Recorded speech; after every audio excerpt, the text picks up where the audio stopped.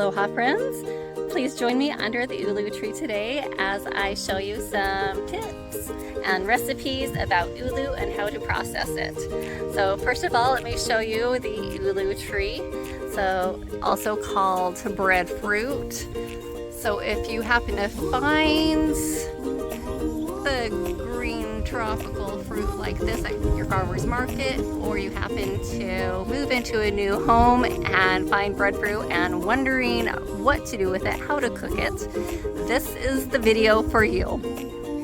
Pick your ulu before it becomes overripe. Look for the first signs of brown spaces between the green scales.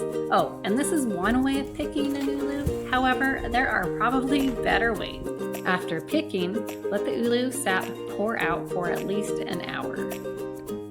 Wash it off and place in a pot, and if necessary, cut it to fit into the pot and cover with water.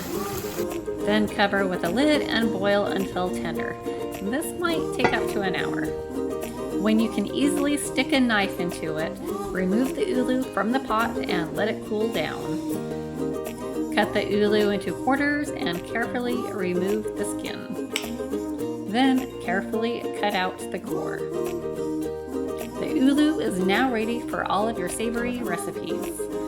Alternatively, place it in a freezer-safe container and store it in the fridge or freezer until you are ready to use it. Your future self will thank you.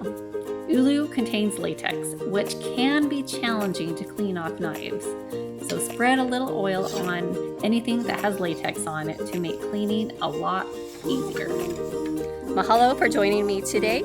Please like, subscribe, and share so you can get those ulu recipes as soon as I get them out to you. So until then, continue radiating health and wellness from the inside out.